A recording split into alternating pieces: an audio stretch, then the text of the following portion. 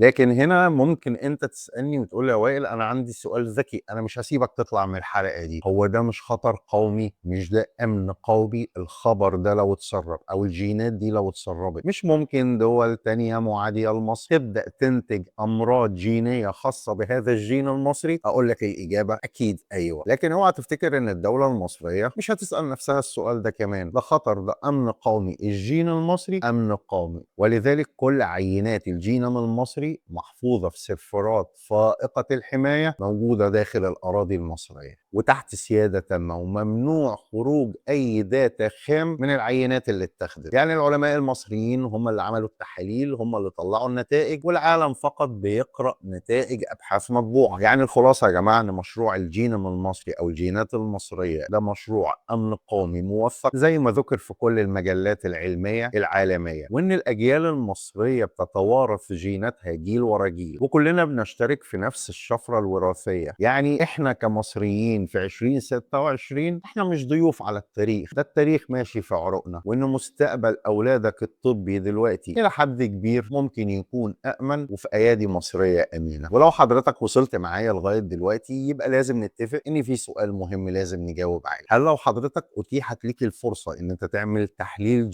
جينوم إنك تطمن على الأمراض المستقبلية أو حتى الوراثية ليك وأولادك، هل فعلا ترضى تعمله وتبيح بياناتك دي للحكومة المصرية ولا تخاف تعمل كده؟ لو وصلت معايا لغاية دلوقتي فانت من الناس المميزين اللي بتشوفوا دايما الخلاصه للاخر. شرفني بالاشتراك في قناه الخلاصه مع وائل على اليوتيوب، صفحه الخلاصه مع وائل على الفيسبوك، تابعني على كل المنصات باسم وائل النجار علشان يوصل حضرتك شورتس وريلز.